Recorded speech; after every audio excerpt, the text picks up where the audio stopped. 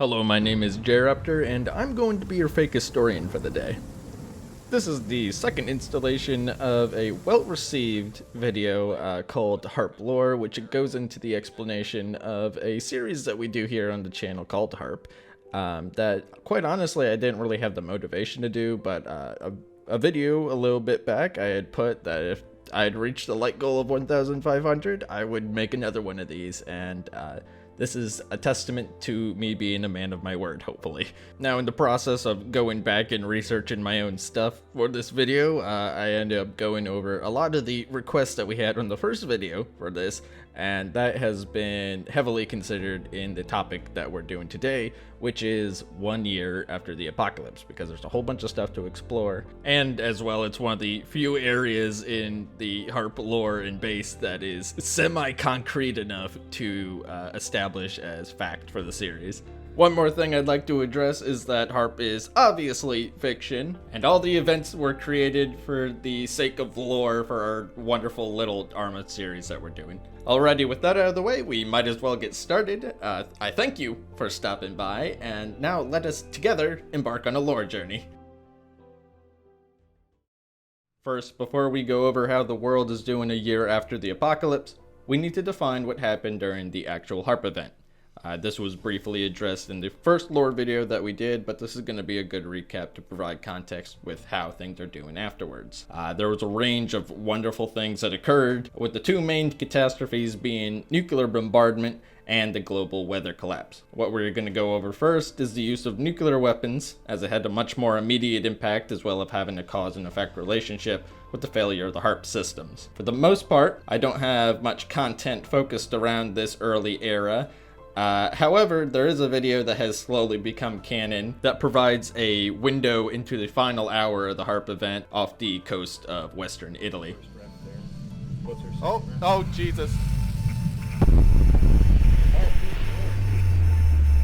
Detonation off to our right wing. What would follow this would be a complete failure of the weather grid as HAARP facilities around the world were hit, killing their human operators as system disconnects started the global weather disaster. Tornadoes the size of cities swept across countries as areas that would have otherwise escaped the nuclear trade were caught up as collateral damage. Other disastrous combinations formed after these catastrophes, including month-long acid rain showers and something that would become known as rad storms, a swarming mass of nuclear fallout and weather patterns that would scorch the terrain, which is something that is shown off in the series on a few occasions.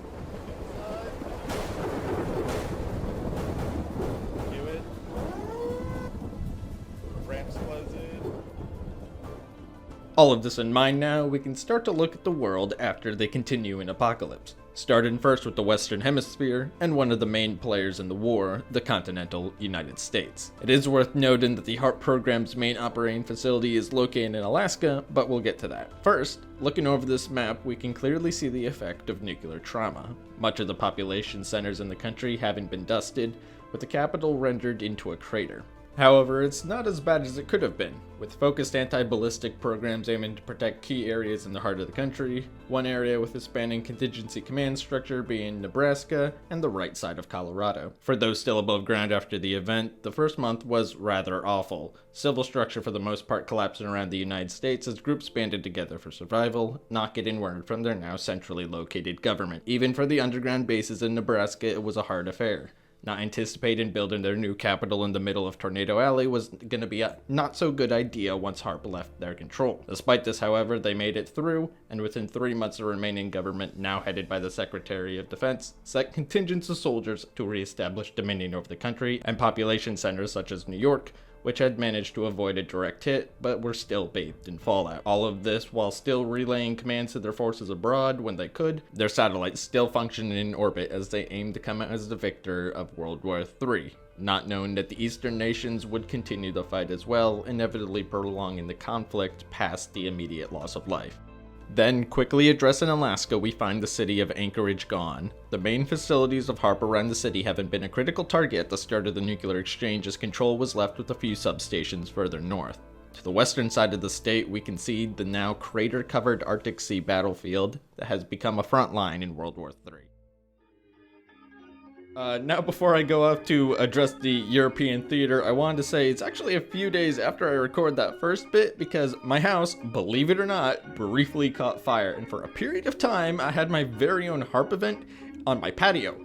I'll have the video here so you guys can witness the transformer exploding slowly.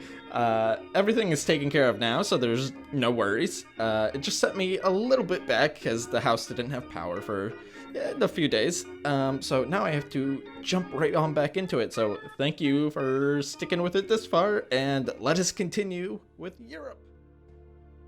Now arriving in Europe, we find the New Age World War III battleground dotted with nuclear hotspots. Main NATO member countries such as the United Kingdom and France haven't taken a series of hits, as other countries that picked sides during the conflict were struck by the opposing side. For the most part, the European front line of World War III haven't been subject to lower yield tactical warheads in an attempt to not hinder their own forces, as the land further east started to resemble a nuclear wasteland as a result of Western nuclear return fire. Days after the exchange following contingency orders, the United States forces pushed the front lines up rapidly, taking advantage of the confusion until northern Russian forces mobilized and stalled the advance. Defection of Allied forces became common as many armies laid down their arms after the event, returning to their home countries as World War III entered a new bloody chapter that would continue to last years. And this would eventually lead to where the series is currently in the war, around 17 years after.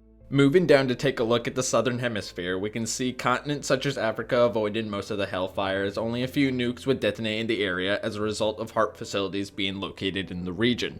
The same can be said for South America, as it managed to avoid the widespread devastation of nuclear war, but was still being subject to the maleffects of the HAARP systems. These areas would become battlefields themselves, as the more pristine land was now prized by other nations, new countries being formed in the less bombed out regions by refugees from the north.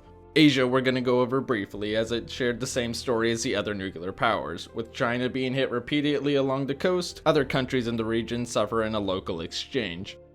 Now, as the last piece, I want to address some geopolitical changes around the world in the first year of the apocalypse. The first being that both Canada and the UK, due to catastrophic losses, joined the United States in a form of pseudo-union as they were added to the main US Army. Groups of the British, however, setting off on what may be called a far more noble quest as they began a campaign around the world to disable the failing HAARP systems in an effort to save the dying Earth while the war raged around it, and something that can be observed multiple times throughout the series. Russia and groups of eastern nations did the same to replenish their losses, joining into a super federation to hold the West's advance. Dynamics would then change drastically as nearly 2 decades pass to where the series starts, such as communications being lost with ground forces, mysterious tragedies occurring in the Nebraska bunkers, and new countries and alliances forming, among these being a group of apocalyptic cultists called Skyward, but that's a story for another time. That concludes this episode of HAARP Lore, and I am now officially off script. I thank you greatly for stopping by. I know I don't usually like to do these because I feel it narrows down the possibilities of the universe by setting one narrative in stone, because I know some people make their own HAARP stuff, which is flattering, and some people use it for operations. So with the stuff, I like to be generally broad, but enough to know what's actually happening. So yeah, for these videos, the number one thing I love is hearing back from you guys, what you think, what you want to know about, your general ideas of your own headcanon for the universe and that kind of fun stuff. So I thank you for stopping by, because despite me not wanting to originally make it, I had a lot of fun going back and researching that kind of stuff. So awesome. We're working on the next HAARP, which hopefully should be out soon, and paired with this might be just a little bit more enjoyable. That is the end goal anyways, to add a little bit more rhyme and reason to some of the things that happen during it. And even it puts some of the stuff for me in focus for making this stuff, so maybe it follows just a little bit more of a linear story that, again, makes sense in any fashion. Another thing I wanted to bring up is that some of the background footage I used for this was actually from one of my patrons, really good person called W, who's making his own HAARP side story, which I have been surprised with the quality of, so if you guys want to go check that out, it's called HAARP Stateside. You could probably find it linked on my Twitter, which, by the way, if you don't follow me, you should probably follow me, because I'm very, very lonely there. All right, to, bring this into a closing then, guys, you should probably definitely let me know what you would like to learn more about this universe in case I get guilt tripped into making another one of these and I need to look back for inspiration. I hope you have a wonderful day, and I'm putting this out on Friday, so have a good weekend or whenever you're watching this, and yeah, see ya.